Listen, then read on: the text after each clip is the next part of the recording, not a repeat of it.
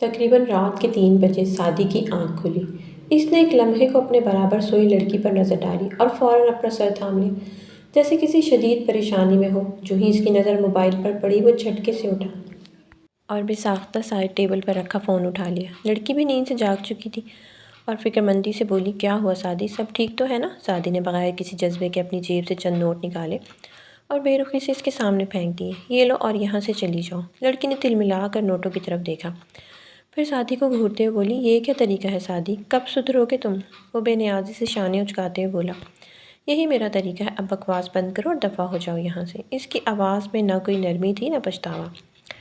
لڑکی غصے میں دروازہ دھڑام سے بند کر کے فلیٹ سے باہر چلی گئی۔ سعدی نے گہری سانس لی اور پھر فون اٹھایا اور کال ملائی۔ دوسری طرف سے فوراً جواب آیا، جی آپ نے مجھے کال کی تھی؟ سعدی نے بیزاری سے آنکھیں بند کی اور دھیمی آواز میں بولا، میں نے پہلے بھی کہا تھا کہ اس وقت مجھے کال نہ کیا کریں، یہ میرا پرسنل ٹائم ہوتا ہے۔ ٹھیک ہے، میں آ جاؤں گا۔ جواب سن کر سعدی نے فون بند کیا اور سر کے بالوں میں انگلیاں پھنسا کر خود سے ہی بڑبڑایا، میں اس لڑکی کے ساتھ کیسے زندگی گزار سکتا ہوں؟ نو نیور، وہ اس لڑکی کو کبھی بھی اپنا نہیں سکتا تھا۔ لاریب اور اس میں زمین آسمان کا فرق تھا۔ وہ کہاں رنگین مزاج آزاد جسے ہر آسائش میسر تھی، اور کہاں لاریب جسے جانے کب اس پر مسلط کر دیا گیا تھا۔ لاریب ایک گاؤں کی سادہ اور شریف لڑکی تھی۔ ایک روز جب اس کے اماں ابا کسی شادی میں جانے لگے تو اس کی ماں نے اسے سمجھایا، بیٹا تم چچی نگینہ کے یہاں رہ لو، ان کا ہاتھ بھی بٹا دینا، یوں تمہیں کوئی طعنہ بھی نہیں دے گا۔ تمہارے امتحان ہیں، ہمارے ساتھ جا کر وقت ضائع کرنے کا کوئی فائدہ نہیں ہے۔ لاریب نے اس پاپ میں سر ہلایا اور اپنی چچی کے گھر چلی گئی، مگر جب رات کے 10 بج گئے اور اس کے اماں ابا واپس نہ آئے تو چچی کا رویہ اچانک بدل گیا۔ اگر تیرا چچا زندہ ہوتا تو یہاں ایک ہفتہ بھی آرام سے رہ سکتی تھی، مگر مجھ پر مسلط نہیں ہو سکتی اور دفع ہو جا یہاں سے، چچی نے سخت لہجے میں کہا۔ لاریب گھبرا کر بولی، چچی رات کے 10 بج رہے ہیں، میں اس وقت کہاں جاؤں؟ مگر چچی نے اس کی ایک نہ سنی اور دروازہ دھڑام سے بند کر دیا۔ اب لاریب اپنا چھوٹا سا تھیلا لیے سڑک پر کھڑی تھی۔ چچی کا گھر گاؤں کے دوسرے قصبے میں تھا اور ان دونوں کے بیچ ایک سنسان پکی سڑک تھی۔ وہ خاموشی سے چلتی جا رہی تھی۔ اچانک سامنے بے تحاشا رش دیکھ کر لاریب چونک گئی۔ یہ رش کہاں سے آیا؟ اتنا ہجوم کیوں ہے؟ وہ بڑبڑائی، کیونکہ یہ سڑک تو ہمیشہ سنسان رہتی تھی۔ اسی لمحے ایک راہگیر نے رک کر اسے بتایا، ایک تیز رفتار گاڑی نے ایک ٹانگے کو بری طرح کچل دیا ہے۔ ٹانگے پر ایک جوڑا سوار تھا، اس کی حالت بہت خراب ہے۔ یہ سنتے ہی لاریب کے ہوش اڑ گئے۔ اس کے دل میں ایک ہی خیال آیا، کہیں یہ میرے اماں ابا تو نہیں؟ وہ گھبرا کر رش کے اندر گھسنے لگی، بھیڑ کو چیرتی ہوئی آگے بڑھی۔ سامنے ایک لمبی سی پٹی بندھی تھی جسے عبور کرنا منع تھا۔ وہاں ایک بڑی سی گاڑی کھڑی تھی اور اس کے قریب ایک شخص کھڑا تھا، ایک عمر رسیدہ آدمی جو تقریباً 55 برس کا معلوم ہوتا تھا۔ ہجوم میں سے کوئی چیخ کر بولا، تم نے ان دونوں کو مار کر اچھا نہیں کیا، تم شہر کے سیٹھ ضرور ہو مگر یہاں کے لوگ تمہیں چھوڑیں گے نہیں۔ لاریب کی نظر جیسے ہی سامنے پڑی اس کی سانسیں رک گئیں۔ زمین پر اس کے اماں ابا خون میں لت پت پڑے تھے۔ وہ دھاڑے مار کر ان کے قریب بیٹھ گئی۔ اماں ابا، یہ کیا ہو گیا؟ کس نے یہ ظلم کیا؟ وہ باری باری ان کے چہرے تھپ تھپانے لگی، انہیں ہوش میں لانے کی کوشش کرنے لگی، مگر حقیقت یہ تھی کہ وہ دونوں ہمیشہ کے لیے اسے چھوڑ کر جا چکے تھے۔ ہجوم میں سے کچھ لوگوں نے کہا، لڑکی دیکھا، یہ شخص تمہارے ماں باپ کا قاتل ہے، مگر دیکھو اس کے ماتھے پر شکن تک نہیں۔ یہ شخص یوسف خان تھا، شہر کا نامور بزنس مین، اور پہلی بار رات کے وقت خود گاڑی چلا رہا تھا جبکہ اس کا ڈرائیور کسی ضروری کام سے غیر حاضر تھا۔ وہ نہیں جانتا تھا کہ آج کی رات اس کے لیے اتنی بھاری ثابت ہوگی۔ اب وہی یوسف خان جو کچھ دیر پہلے مجمع کے غیظ و غضب کا نشانہ بن رہا تھا، لاریب کی فریادیں سن کر کچھ لمحے خاموش کھڑا رہا، پھر وہ آہستہ آہستہ اس کی طرف بڑھا اور ندامت سے ہاتھ جوڑ کر بولا، بیٹی مجھے معاف کر دو، مجھ سے بہت بڑی غلطی ہو گئی، مگر فکر مت کرو، میں تمہارے ساتھ ہوں۔ لاریب نے غصے اور آنسوؤں بھیگا چہرہ اٹھایا اور نفرت سے بولی، انکل آپ نے بہت غلط کیا، آپ کو کیا لگتا ہے کہ میں آپ کے ساتھ چلی جاؤں گی؟ آپ اندھے تھے، آپ کو نظر نہیں آیا کہ سامنے ایک تانگا ہے؟ آپ نے بریک کیوں نہیں لگائی؟ آپ کو اس جرم کی سزا ضرور ملے گی۔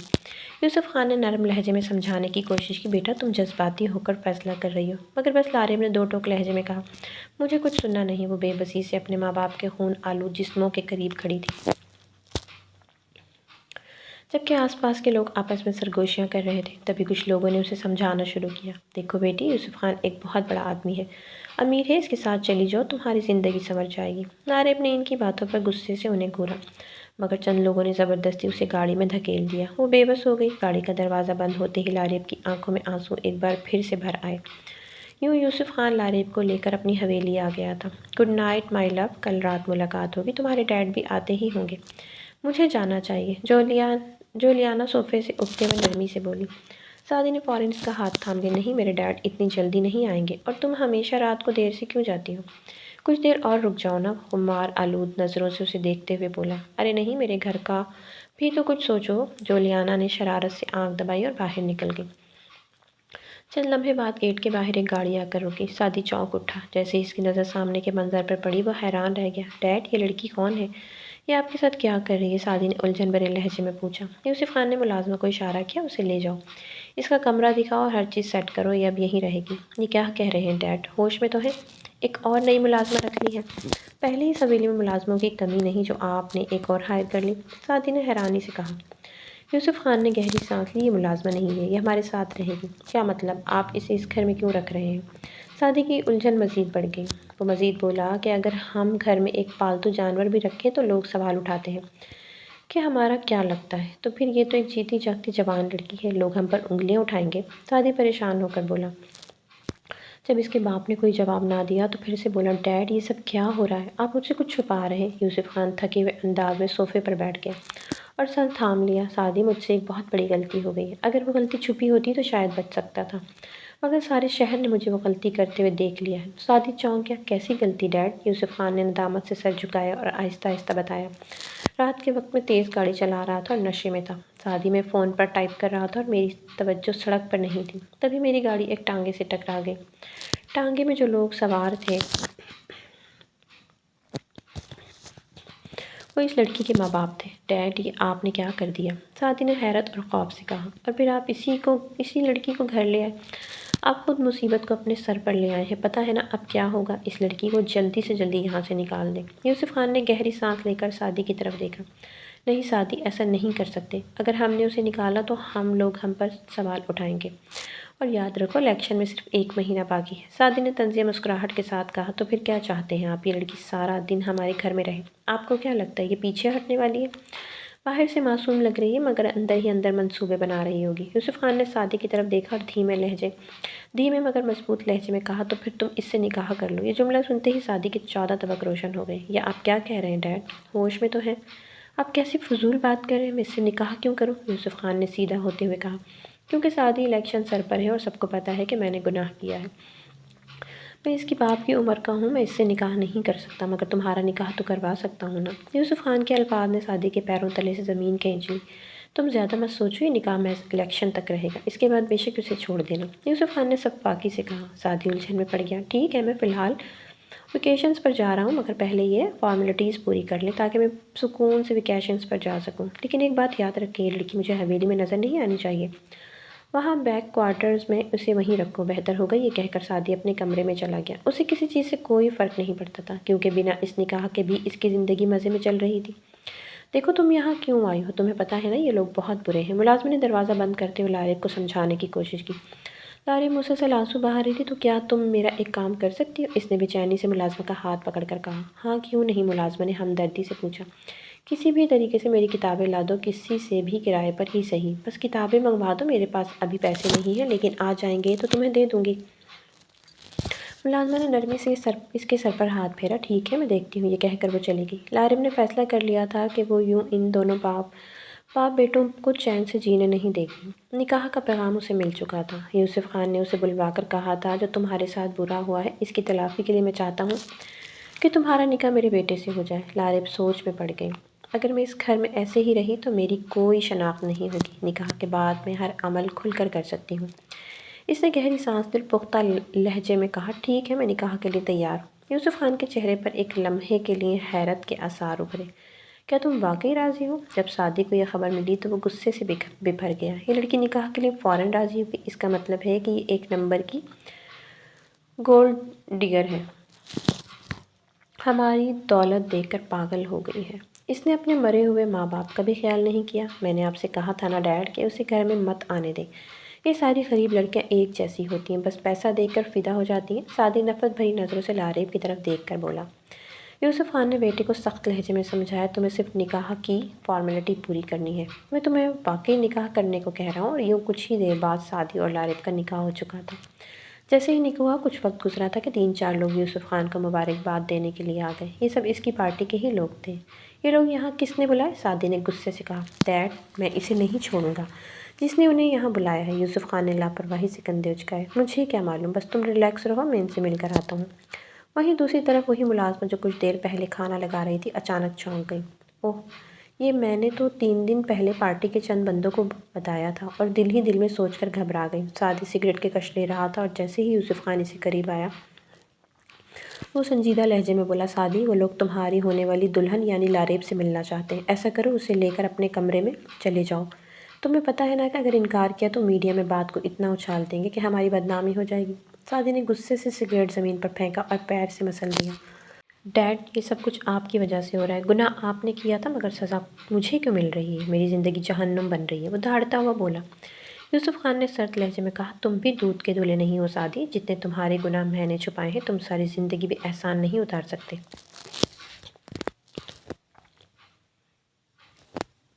سعدی جو غصے میں کانپ رہا تھا ایک دم خاموش ہو گیا۔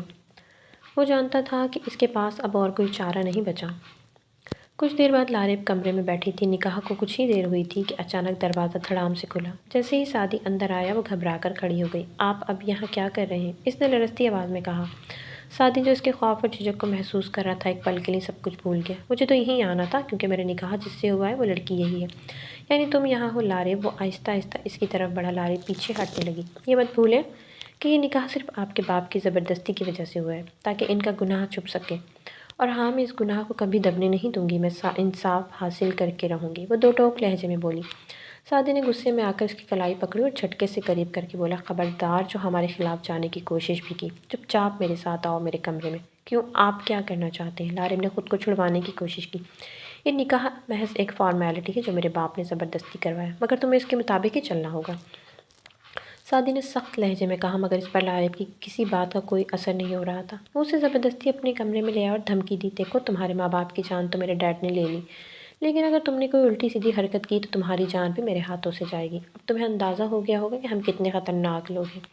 لاریب پر اس کی دھمکی کا اثر ہوا اور خاموشی سے ایک کونے میں جا کر بیٹھ گئی۔ کچھ دیر بعد پارٹی کے لوگ چلے گئے مگر جاتے جاتے سعدی اور لاریب کو ایک ساتھ بیٹھے دیکھ کر ان کی خوب تعریف کر گئے۔ سعدی کے چہرے پر زبردستی کی مسکراہٹ تھی جبکہ لاریب کی آنکھوں میں ایک آگ تھی، وہ یوں ہارنے والی نہیں تھی۔ اور اب میں تمہیں تمہاری اصل اوقات دکھاتا ہوں، سعدی نے غصے سے کہا اور لاریب کا بازو جھٹکے سے تھام لیا۔ وہ اسے بے دردی سے کھینچتے ہوئے حویلی سے باہر لے آیا۔ لاریب نے مزاحمت کی کوشش کی مگر سعدی کی سخت گرفت میں وہ بے بس تھی۔ کچھ ہی لمحے میں وہ اسے اس کے کوارٹر کے سامنے لے آیا جو پرانی ملازمہ کا تھا۔ وہ برسوں سے بند پڑا تھا۔ یہ لو، یہی تمہاری جگہ ہے، سعدی نے طنزیہ لہجے میں کہا اور لاریب کو دھکا دے کر اندر پھینک دیا۔ دروازہ زوردار آواز کے ساتھ بند ہو گیا اور وہ باہر نکل گیا۔ لاریب گھٹن زدہ کمرے میں سسکیاں لینے لگی۔ ایک دن اور ایک رات گزر چکی تھی مگر اس نے ایک نوالا بھی نہیں کھایا تھا۔ بھوک اور کمزوری سے اس کا وجود نڈھال ہو چکا تھا۔ اچانک دروازہ کھلا۔ لاریب نے کمزور نظروں سے دیکھا۔ سامنے وہی ملازمہ کھڑی تھی جس کے ہاتھ میں کھانے کی ٹرے تھی۔ ملازمہ کے قریب آتے ہی لاریب کی آنکھوں میں امید کی چمک جاگی۔ تمہارا بہت شکریہ، تم نے میری بہت مدد کی، لاریب نے نم آنکھوں سے کہا۔ ملازمہ نے کھانے کی ٹرے اس کے سامنے رکھی اور ساتھ ہی ایک چھوٹا تھیلا نکالا۔ لاریب نے جلدی سے تھیلا کھولا۔ اس میں اس کی کتابیں تھیں، وہی کتابیں جن کا اسے جنون کی حد تک شوق تھا، جنہیں پڑھنے کا خواب وہ بچپن سے دیکھتی آئی تھی، لیکن اب اس کا مشن اس کے شوق پر حاوی ہو چکا تھا۔ اس نے جلدی سے کھانے کے چند نوالے لیے اور کتابیں ہاتھ میں اٹھا لیں۔ اب کم از کم وہ اس جگہ پر محفوظ تھی جہاں نہ سعدی کی نظر تھی اور نہ یوسف خان کی، جو وہ چاہتی آزادی سے کر سکتی تھی۔ اوہ کم آن جولیانا، تم کب سے ایسی جذباتی ہو گئی؟ مجھے نہیں معلوم تھا کہ تم بس اتنی سی بات پر افیکٹ ہو جاؤ گی۔ سعدی نے مسکراتے ہوئے جولیانا، جو کچھ دیر پہلے ہی نکاح کی خبر سن کر سعدی کے پاس آئی تھی، طنزیہ انداز میں بولی، ویسے وہ ہے کہاں؟ میں نے تو سنا ہے وہ بہت 2 نمبر لڑکی ہے، نہ بات کرنے کا طریقہ ہے نہ چلنے کا ڈھنگ۔ جولیانا فضول باتیں مت کرو، سعدی نے جھنجھلا کر کہا، پھر ہلکی مسکراہٹ کے ساتھ بولا، ہاں وہ ایسی ہی ہے، اور سنو، میں نے اس سے نکاح صرف اور صرف فارمیلٹی کے طور پر کیا ہے۔ میرے باپ نے اپنے گناہ چھپانے کے لیے سب کیا، میں اسے کبھی نہیں مانوں گا۔ یہ سن کر جولیانا کے اپنی بیوی کے چہرے پر خوشی کی لہر دوڑ گئی، وہ جو کسی خاص مقصد کے تحت سعدی کے قریب آتی تھی اور اب بھی قریب ہو گئی۔ مجھے یقین نہیں آ رہا سعدی، ایک بار پھر کہو، کیا تم سچ کہہ رہے ہو؟ جوشیلے لہجے میں بولی۔ ہاں بالکل، لاریب سے میرا کوئی رشتہ نہیں، یہ نکاح صرف میرے باپ کی زبردستی تھی، وہ میرے ٹائپ کی لڑکی نہیں اور میں اسے کبھی اپنی بیوی کے طور پر قبول نہیں کروں گا، سعدی نے بے فکری سے کہا۔ وہ تو میرے ساتھ رہتی بھی نہیں بلکہ کوارٹر میں ہے۔ سعدی کو اندازہ بھی نہ ہوا کہ جولیانا اپنا کام کر چکی تھی۔ اس نے پوری گفتگو ریکارڈ کر لی تھی، اب بس اسے ریکارڈنگ پریس میں دینی تھی، اور اگلے دن یہ خبر پورے شہر میں بم کی طرح پھٹنے والی تھی۔ یہ کیا بکواس ہے! سعدی یوسف خان نے غصے سے اخبار کے 2 ٹکڑے کر دیے۔ ان کے چہرے کی سرخی اور ہاتھوں کی لرزش ان کے اشتعال کا پتہ دے رہی تھی۔ کیسی خبر ڈیڈ؟ مجھے تو سنائیں۔ سعدی جو سکون سے ناشتہ کر رہا تھا بے پرواہی سے بولا۔ یوسف خان نے اخبار اس کے سامنے پھینک دیا۔ سعدی نے جیسے ہی اس پر نظر ڈالی اس کے ہاتھ سے نوالا گر گیا۔ یہ کیا بکواس ہے! اس کے چہرے کا رنگ بدل چکا تھا۔ یہ راز آخر باہر کیسے پہنچا؟ وہ غصے بڑبڑایا، پھر اچانک اس کا ذہن ایک طرف گیا۔ کہیں یہ لاریب کی حرکت تو نہیں؟ میں اسے چھوڑوں گا نہیں۔ وہ غصے سے کرسی دھکیل کر کھڑا ہو گیا اور مٹھیاں بھینچ لیں۔ وہ بہت معصوم ہے سعدی۔ یوسف خان نے گہری نظروں سے سعدی کو دیکھا۔ یہ لاریب کی حرکت نہیں ہو سکتی۔ یقینی طور پر کوئی غدار ہے جو ہمارے ساتھ رہ کر ہمیں دھوکہ دے رہا ہے، اور وہ بھی جلد پکڑا جائے گا۔ لیکن مسئلہ یہ ہے کہ آپ پریس کو کیسے یقین دلائیں کہ تم واقعی اپنی بیوی کے ساتھ خوش ہو؟ بس کریں ڈیڈ، سعدی کا صبر جواب دے گیا۔ وہ تیزی سے کھڑا ہو گیا اور کرسی پیچھے جا گری۔ آپ نے اپنی پارٹی اور الیکشن کے لیے مجھے بہت استعمال کر لیا۔ میں جتنا کر سکتا تھا کر لیا، لیکن اس 2 نمبر لڑکی کو میں اپنی زندگی میں شامل نہیں کر سکتا۔ آپ مجھ سے اس سے زیادہ کی امید مت رکھیں۔ یہ کہہ کر وہ وہاں سے نکل گیا۔ سعدی جیسے ہی اپنے فلیٹ پہنچا اس کا موڈ خراب تھا۔ جب بھی اسے سکون چاہیے ہوتا وہ یہیں آتا تھا، اپنے عالی شان فلیٹ میں، جہاں اسے کوئی روکنے والا نہیں تھا۔ آؤ سعدی، جولیانا جو پہلے ہی اس کا انتظار کر رہی تھی فوراً اس کے قریب آئی۔ اس کے تراشے ہوئے چہرے کی تھکن دیکھ کر وہ مسکرا دی۔ لگتا ہے یہ خبر سن کر بہت اپسیٹ ہو۔ اس نے اپنے بازو سعدی کے گرد لپیٹ لیے اور ایک ادا سے سرگوشی کی۔ مجھے تو لگتا ہے یہ سب اس لڑکی کی حرکت ہے۔ سعدی نے کوئی جواب نہیں دیا، بس گہری نظروں سے جولیانا کو دیکھا۔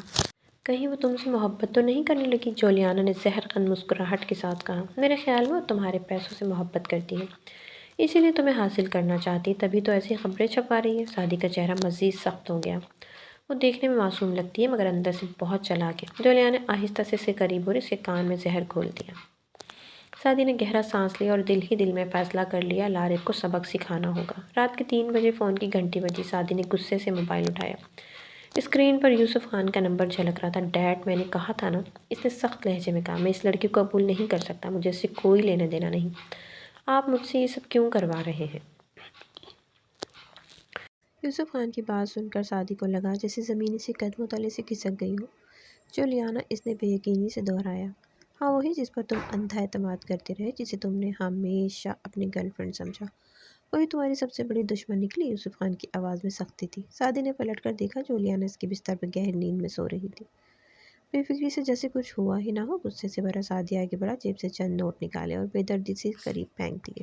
اٹھو اور یہاں سے دفع ہو جاؤ۔ جولیانا نے نیند میں کسمسا کر آنکھیں کھولی، حیرانی سے سعدی کو دیکھا، لیکن اس کی آنکھوں میں وہ اجنبیت اور نفرت دیکھ کر اس کا دل دہل گیا۔ سعدی، یہ کیا؟ اب ایک لفظ ہی مت کہنا۔ تمہیں نہیں پتا کہ تم نے کیا کیا ہے؟ سعدی نے دروازہ کھولا اور انگلی سے باہر جانے کا اشارہ کیا۔ جولیانا کو ابھی تک کچھ سمجھ نہیں آیا تھا، لیکن سعدی کے سخت لہجے نے اسے مزید رکنے کی اجازت نہیں دی۔ سعدی تیز قدموں سے حویلی میں داخل ہوا۔ اس کے قدم بے اختیار کوارٹر کی جانب بڑھ گئے تھے۔ لاریب جو اپنی کتابوں میں مگن تھی، جیسے ہی قدموں کی چاپ سنی اس کے ہاتھ رک گئے۔ خطرہ محسوس کرتے ہی اس نے جلدی سے کتابیں بستر کے نیچے چھپا دیں اور گھبراہٹ میں دروازے کی طرف دیکھا۔ اچانک دروازہ دھڑام سے کھلا اور سعدی اندر داخل ہوا۔ آپ یہاں کیا کر رہے ہیں؟ لاریب کے چہرے پر گھبراہٹ نمایاں تھی۔ وہ فوراً کھڑی ہو گئی۔ سعدی کی آنکھوں میں غصہ دہک رہا تھا۔ وہ آگے بڑھا اور بے دردی سے اس کا ہاتھ تھام لیا۔ بہت شوق ہے نا میرے نام کے ساتھ رہنے کا؟ مجھے حاصل کرنا چاہتی ہو نا؟ چلو آج تمہارا یہ شوق بھی پورا کر دیتا ہوں۔ چھوڑیں مجھے، میں نے کہا مجھے درد ہو رہا ہے۔ لاریب نے تڑپ کر کہا۔ یہ کیسی باتیں کر رہے ہیں؟ میں نے کچھ نہیں کیا، میرا ایسا کوئی ارادہ نہیں ہے۔ وہ بے بسی سے بولی، لیکن سعدی پر کوئی اثر نہ ہوا۔ میں مر بھی جاؤں گی پھر بھی ایسی گندی خواہش نہیں رکھوں گی۔ لیکن سعدی نے کوئی پرواہ نہیں کی۔ وہ اسے کھینچتا ہوا حویلی کے اندر لے آیا۔ سعدی نے لاریب کو اپنے کمرے میں دھکیل کر دروازہ بند کر دیا۔ اب بتاؤ، اس پر جھک کر برایا، کیوں کر رہی ہو یہ سب؟ تم چاہتی ہو نا کہ جولیانا مجھ سے دور ہو جائے؟ مجھے اچھی طرح سے پتہ ہے وہ ریکارڈنگ تم نے ہی پریس میں دی تھی۔ تم نے ہی کی تھی نا؟ لاریب کی آنکھوں میں آنسو تھے، لیکن اس کی آواز مضبوط تھی۔ میں نے کچھ نہیں کیا سعدی، آپ غلط سمجھ رہے ہو، جھوٹ مت بولو۔ سعدی نے سختی سے اس کی کلائی پکڑی اور پھر میرے ڈیڈ کے سامنے تم نے کہا کہ وہ سب جولیانا نے کیا ہے؟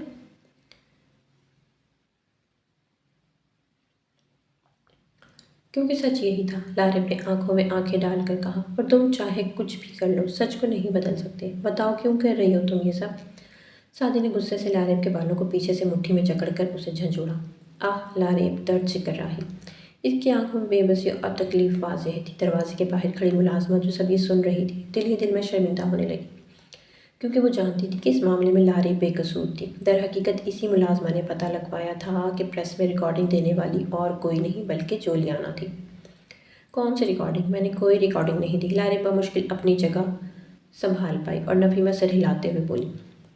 سعدی نے ایک جھٹکے سے اسے چھوڑ دیا جیسے کوئی غیر ضروری چیز ہو۔ پھر میرے ڈیڈ کو کس نے یہ کہا کہ وہ ریکارڈنگ جولیانا نے پریس میں دی ہے؟ سعدی کی آنکھوں میں وحشت اور بے یقینی تھی۔ مجھے نہیں معلوم، لیکن میں سچ کہہ رہی ہوں، میں نے کچھ نہیں کیا، لاریب نے معصومیت سے جواب دیا۔ اس کی آواز میں سچائی واضح تھی۔ سعدی کو کچھ سمجھ نہیں آ رہا تھا، لیکن جیسے ہی اس نے دروازے کی طرف رخ کیا اچانک اس نے دیکھا کہ ملازمہ کان لگا کر ان کی باتیں سن رہی تھی۔ دروازہ ایک جھٹکے سے کھلنے کی آواز پر ملازمہ گھبرا کر پیچھے ہٹی اور تقریباً اچھل پڑی۔ سعدی کی نظریں فوراً اس پر جمی تھیں۔ تم یہاں کیا کر رہی تھی؟ ملازمہ کی آنکھوں میں خوف چھلکنے لگا۔ وہ جانتی تھی کہ اگر سعدی کو ذرا سا بھی شک ہو گیا تو اس کی خیر نہیں۔ سعدی نے اسے غور سے دیکھا اور ایک لمحے کے لیے رک کر سوچنے لگا۔ کچھ تھا جو ٹھیک نہیں لگ رہا تھا۔ لاریب کے پاس وہ ملازمہ بھاگتی ہوئی آئی تھی۔ اس کی سانسیں بے ترتیب تھیں، آنکھوں میں خوف تھا اور چہرے پر بے بسی کی لکیریں نمایاں تھیں۔ بی بی جی، میں آپ کے آگے ہاتھ جوڑتی ہوں، مجھے بچا لیں پلیز۔ ارے کیا ہوا؟ تم ٹھیک تو ہو؟ لاریب نے حیرانی سے اسے دیکھا۔ نہیں، میں بالکل ٹھیک نہیں ہوں، وہ صاحب جی نے میرے بچے کو قید کر لیا ہے۔ ملازمہ کی آواز لرز رہی تھی، آنکھوں سے آنسو بہنے لگے۔ کیا؟ لاریب نے چونک کر پوچھا۔ یہ تم کیا کہہ رہی ہو؟ صاحب جی کو مجھ پر شک ہو گیا ہے۔ اگر انہیں سب پتہ چل گیا کہ میں نے ہی پریس کو یہ خبر دی تھی تو وہ مجھے بھی ختم کر دیں گے، ملازمہ نے لرزتی آواز میں کہا۔ لاریب نے اس کی طرف سوالیہ نظروں سے دیکھا۔ کیا مطلب؟ یہ سب واقعی تم نے کیا تھا؟ بی بی جی، میں کیا کرتی، مجھے وہ سب برداشت نہیں ہو رہا تھا۔ کیسے آپ کے نکاح میں ہوتے ہوئے بھی صاحب جی اس لڑکی کے ساتھ رہتے تھے؟ جولیانا، لاریب کے چہرے پر افسوس اور بے یقینی کے ملے جلے تاثرات تھے۔ ہاں، اسی لیے میں نے وہ ریکارڈنگ پریس میں بھیجی تھی تاکہ صاحب جی کو اس کی سچائی معلوم ہو جائے، لاریب نے سخت لہجے میں کہا۔ تم نے سوچا بھی تھا کہ تم یہ سب کرتے پکڑی جاؤ گی؟ اس کا نقصان کس کو ہوگا؟ ملازمہ نے ہاتھ جوڑ دیے۔ بی بی جی، میرا بچہ، اس معصوم کو کوئی قصور نہیں، پلیز آپ ہی اسے بچا سکتی ہیں۔ لاریب کی آنکھوں میں ملازمہ کا 3 سالہ بچہ گھومنے لگا جو ہمیشہ اپنی ماں کے ساتھ لپٹا رہتا تھا۔ چھوڑ دو اس بچے کو، سعدی اس معصوم کو اپنی گرفت میں لیے کھڑا تھا، جبکہ لاریب غصے اور بے بسی سے چیخ پڑی۔ تم یہاں کیوں آئی ہو؟ دفع ہو جاؤ یہاں سے، سعدی نے سرد آواز میں کہا جیسے حکم چلا رہا ہو۔ میں سچ بتا رہی ہوں، لاریب نے مضبوط لہجے میں کہا۔ یہ سب میں نے کیا تھا، میں نے ہی پریس میں وہ خبر دی تھی اور یہ سچ تھا۔ سعدی کا قدم ایک لمحے کو ڈگمگایا۔ کیا؟ ہاں، جولیانا کو میں نے نہیں پھنسایا تھا، وہ سچ میں قصوروار تھی، لیکن اس بچے کو مت ستاؤ، اس کا کوئی قصور نہیں۔ سعدی نے حیرت، غصے اور الجھن کے یہاں ملے جلے تاثرات کے ساتھ لاریب کو دیکھا، پھر ایک جھٹکے سے بچے کو چھوڑ دیا۔ تمہیں میں نہیں چھوڑوں گا لاریب، اس نے دانت پیستے، آنکھوں میں ایک خطرناک چمک تھی۔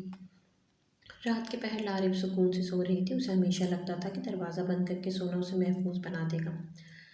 وہ نہیں جانتی تھی کہ یہ حویلی کس کی ہے، کہ یہاں کا اصل مالک کون ہے۔ سعدی یوسف، جس کے پاس ہر کمرے کی چابیاں موجود تھی، وہ انتظار کر رہا تھا۔ رات کے 3:30 بجے اس نے کلائی پر بندھی گھڑی دیکھی، مسکرایا اور بڑبڑایا۔ اب وقت آ گیا لاریب، زندگی کا ایسا سبق ہوگا جو تم کبھی نہیں بھول پاؤ گی۔ وہ بستر سے اترا، جیب سے چابیاں نکالی اور دھیرے سے حویلی کے دروازے کی طرف بڑھ گیا۔ سعدی کی نظر لاریب پر پڑی تھی جو سکون کی نیند سو رہی تھی، لیکن اگلے ہی پل اس کی نظر ٹیبل پر پڑی جہاں پر کتابوں کا ایک ڈھیر تھا۔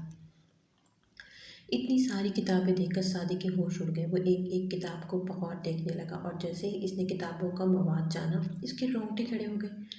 یہ کیا ہے؟ وہ حیرانی سے بڑبڑائی۔ یہ چھوٹی سی لڑکی جو ابھی جوان ہوئی ہے اتنی مشکل کتابیں کیسے پڑھتی تھی؟ سعدی کی نظریں کتابوں پر جمی تھیں اور پھر اس نے اپنی نگاہ لاریب کی طرف موڑی۔ لاریب کا ایک ہی خواب تھا اور وہ تھا کہ وہ بہت بڑی افسر بنے گی۔ وہ رات کو کتابوں میں غرق ہو کر اس خواب کو حقیقت بنانے کی تیاری کر رہی تھی۔ کل ہی اس کا ایگزام تھا۔ تمہارا یہ خواب میں کبھی بھی برا نہیں ہونے دوں گا لاریب، سعدی نے سرگوشی کی۔ اگر تم افسر بن گئی تو پھر ہم باپ بیٹا دونوں برباد ہو جائیں گے۔ یہ کہہ کر سعدی غصے میں لاریب کے پاس پہنچا۔ لاریب کی آنکھیں کھل گئی اور جیسے ہی اس نے کسی کے قریب آنے کا احساس کیا، فوراً اٹھ کر پوری قوت کے ساتھ سعدی کو پیچھے دھکیل دیا۔ تم یہاں کیا کر رہے ہو؟ دفع ہو جاؤ یہاں سے، لاریب کی آواز میں غصہ اور گھبراہٹ تھی۔ تمہاری جرأت کیسے ہوئی میرے کمرے میں آنے کی؟ کیا ہوا ہے؟ نکاح ہو چکا ہے ہمارا، بس تمہاری یاد آ رہی تھی تو آ گیا تھا، سعدی نے تسلی دیتے ہوئے کہا۔ اتنا چلانے کی ضرورت نہیں ہے، پتہ ہے نا آس پاس اور بھی کوارٹر ہیں۔ تمہیں اس بات کا اندازہ ہے کہ کوئی اور کیا سوچے گا؟ میں نے کہا چھوڑو مجھے۔ لارب کی آواز غصے سے کانپ رہی تھی۔ سعدی نے دوبارہ قریب آنے کی کوشش کی لیکن لارب نے فوراً ایک کانچ کے گلاس کو اٹھایا اور اس کے سر پر دے مارا۔ سعدی وہیں بے ہوش ہو گیا۔ لارب کے پاس وقت کم تھا۔ اس نے جلدی سے اپنی ضروری چیزیں سمیٹی اور وہاں سے رفو چکر ہو گئی۔ وہ بھاگتے بھاگتے تھک چکی تھی، سانس تیزی سے پھول رہا تھا لیکن اس کا دل بے چین تھا۔ پھر اچانک دور کہیں ایک جھونپڑی نظر آئی۔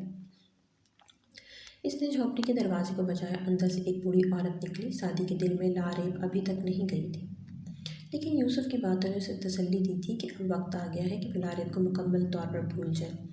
دیکھو ہمیں ایک پوائنٹ مل گیا ہے، یوسف نے اپنے بیٹے سے کہا۔ لڑکی خود بھاگ گئی ہے، اس سے ہمارے اچھے پوائنٹس بڑھ جائیں گے۔ اب ہمیں لوگوں کی نظر میں اچھے بننے کا موقع ملا ہے۔ سعدی نے یہ بات تسلیم کی اور اس نے فیصلہ کیا کہ وہ لارب کو اپنی زندگی سے نکال کر کبھی واپس نہیں سوچے گا۔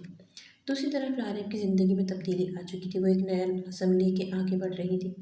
اس کی زندگی کی سب سے بڑی مددگار وہ بوڑھی عورت بن چکی تھی جو اسے پڑھانے میں رہنمائی فراہم کرتی تھی اور اس کے لیے کھانا بھی لے آتی تھی۔ اس کی محنت اور عزم کے باعث اس کے پیپرز بہت اچھے ہوئے اور وہ بہت جلد ایک بڑی افسر بن گئی۔ لارب نے اپنا انتقام لے لیا تھا۔ اس نے فیصلہ کیا کہ وہ یوسف خان اور سعدی یوسف خان کو زمین میں ملا کر رہے گی۔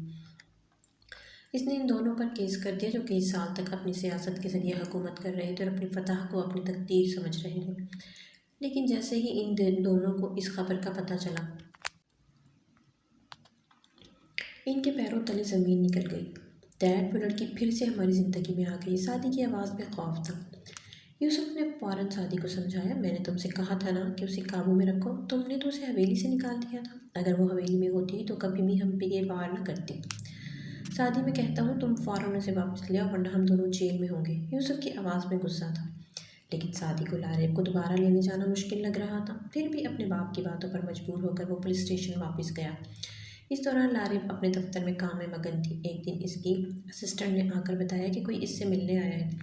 میم، آپ سے کوئی ملنے آیا ہے، اسسٹنٹ نے کہا۔ لارب نے بغیر اوپر دیکھے کہا انہیں اندر بھیج دو۔ کچھ دیر بعد اسسٹنٹ واپس آئی اور کہا وہ اندر نہیں آنا چاہتے، وہ کہہ رہے ہیں کہ آپ باہر آ کر ملیں۔ لارب نے لاپرواہی سے جواب دیا، میں باہر جا کر کسی سے نہیں ملتی، جو مجھ سے ملنا چاہتا ہے وہ میرے پاس آتا ہے، جس کو مجھ سے مطلب نہیں وہ جا سکتا ہے۔ لارب ابھی بھی اپنے کام میں مگن تھی کہ دروازہ آہستہ سے کھلا۔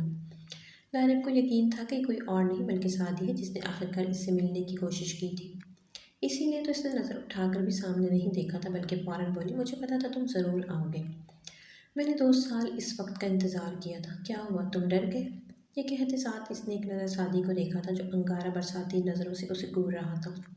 تم نے یہ اچھا نہیں کیا لارب، اس جنگ کو اتنا مت بڑھاؤ، اس کو مت لڑکاؤ، اس کو ختم کر دو تو بہتر ہوگا، ورنہ تمہیں پتہ ہے کہ ہم لوگ کتنے طاقتور ہیں۔ سعدی نے اس بار بھی اپنی طاقت چھاڑی تھی۔ پھر تم بھی اچھی طرح جان لو کہ اس بار تمہارا پالا ایک ڈری سہمی لڑکی سے نہیں بلکہ شہر کی ایک افسر سے پڑ رہا ہے جس کے انڈر پوری پولیس ہے، جو چاہے وہ کر سکتی ہے۔ یہ سن کر سعدی کے چہرے کا رنگ اڑ گیا تھا۔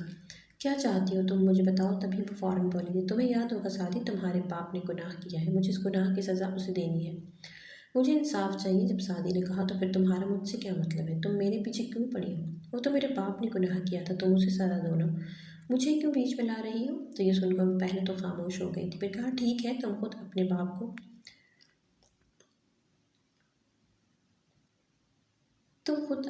کو کسی طریقے سے پولیس اسٹیشن لے آؤ، پھر اس کے بعد تم پر سے یہ الزام ہٹوا دوں گی۔ لارب کی بات سن کر سعدی پہلے تو گہری سوچ میں پڑ گیا تھا کہ کیا اسے یہ کام کرنا چاہیے یا نہیں۔ کچھ دیر سوچ کر بولا، ٹھیک ہے، میں کل تمہارا یہ کام کر دوں گا، تم تیار رہنا۔ یہ کہہ کر وہ واپس چلا گیا تھا۔ کیا ہوا سعدی، کیا کہہ رہی تھی وہ بدتمیز لڑکی؟ یوسف خان جن کی جان سولی پر اٹکی ہوئی تھی گھبرا کر بولے۔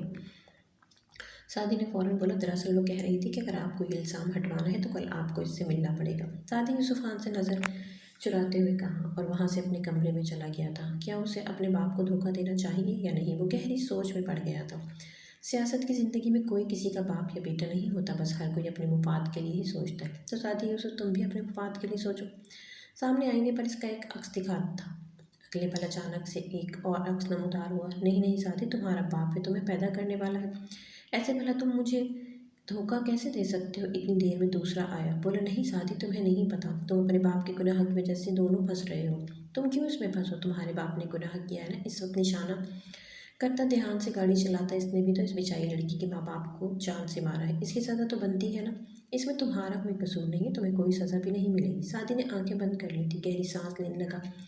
جب بے چینی اور بھی زیادہ بڑھنے لگی تو سگریٹ نکال کر اس کے کش لے کر اندھیرے کمرے میں دھواں اڑانے لگا تھا۔ وہ ایک کے بعد ایک سیکنڈ کے پھونکے مار رہا تھا، اسے سمجھ نہیں آ رہا تھا کہ کیا کرے۔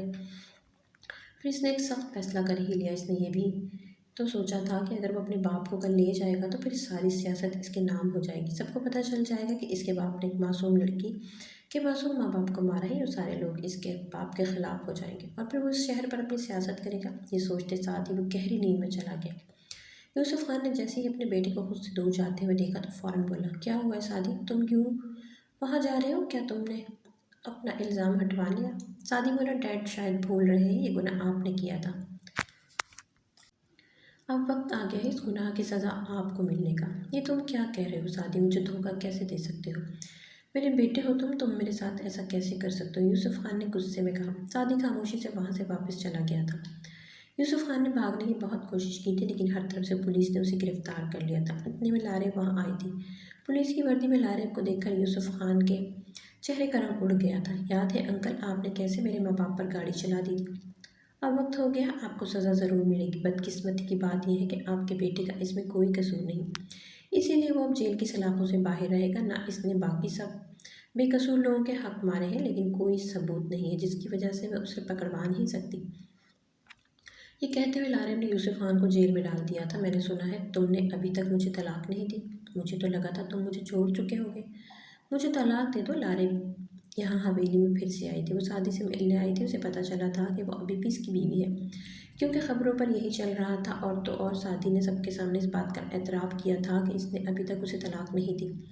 تم کیوں چاہتی ہو کہ میں تمہیں طلاق دے دوں؟ سعدی نے فوراً بولا، کیونکہ میں کسی اور سے محبت کرتی ہوں اور میں اسے اب اور انتظار نہیں کروا سکتی، مجھے اس سے شادی کرنی، بہتر یہی کہ تم مجھے طلاق دے دو۔ سعدی نے یہ بات سنی تو فوراً سخت ہو گیا تھا۔ ایک نظر لارے کو دیکھنے لگا تھا جو بالکل غصے میں آ کر اس کے سامنے بیٹھی تھی۔ کیا ہوا، ایسے کیوں دیکھ رہے ہو؟ طلاق نہ دی تو پھر تم پر کیس کر دوں گی، لارے نے تیز آواز میں کہا۔ سعدی اس کی بات سن کر ڈر گیا تھا۔ اس عرصے میں اگر کسی نے لارب کا ساتھ دیا تھا تو وہ کوئی اور نہیں بلکہ اس بوڑھی ماں کا وہ بیٹا تھا جو کہ دوسرے شہر میں پڑھائی کر رہا تھا۔ بلاج لارب سے 3 سال بڑا تھا اور اس نے ہمیشہ لارب کی پڑھائی میں مدد کی تھی۔ اس کے بعد جب لارب کی جاب لگ گئی تو بلاج اب بھی اس کی مدد کرتا تھا۔ لارب اس وقت اپنے مستقبل میں ہی مصروف تھی، پڑھائی کے علاوہ اسے کچھ نظر نہیں آ رہا تھا۔ وہ بلاج تھا جو اپنی بوڑھی ماں کے ساتھ جھونپڑی میں رہتا تھا۔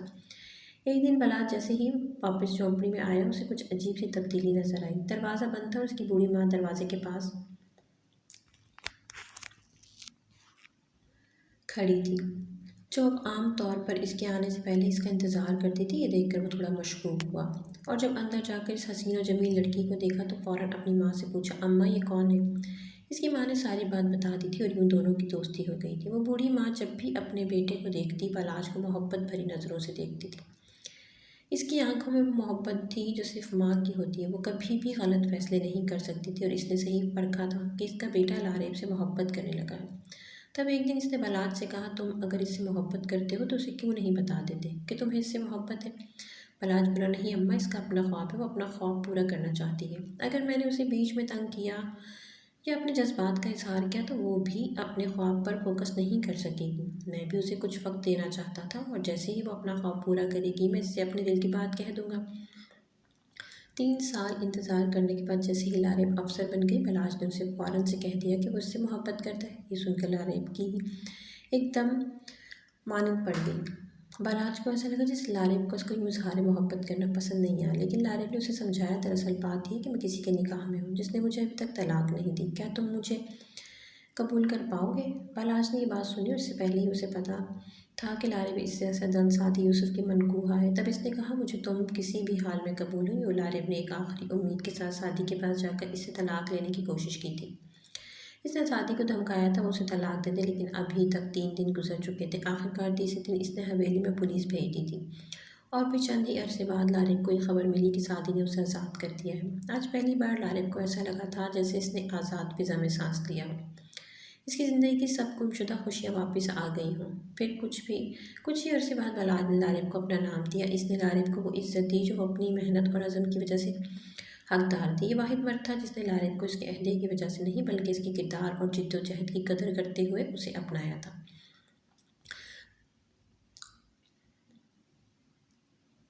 پلاز نے لارین کے مشکل وقت میں اس کا ساتھ دیا تھا جب وہ افسر نہیں بنی تھی۔ اس وقت اس کا ساتھ اس کی زندگی کا سب سے قیمتی تحفہ ثابت ہوا تھا۔ دوسری طرف یوسف خان کی سزا 5 سال کی تھی اور وہ 5 سال جیل میں گزار رہا تھا۔ ان 5 سالوں میں اس کا بیٹا سعدی یوسف جو خود ایک نیا مقام حاصل کر چکا تھا، اپنے باپ کی غیر موجودگی میں دنیا کی خوشیوں سے بھرپور لطف اندوز ہو رہا تھا۔ اس نے یہ ثابت کر دیا کہ وہ اولاد کے لائق نہیں۔ اس نے اپنے باپ کی آنکھیں کھول دیں اور یہ حقیقت واضح کی کہ اس دنیا میں وہ اکیلا ہے جس کا کوئی نہیں تھا۔ جو کچھ وہ کر سکا وہ صرف اور صرف اپنے نام پر حاصل کر سکا، اس کے باوجود وہ اپنا مقام عزت نہ بنا سکا۔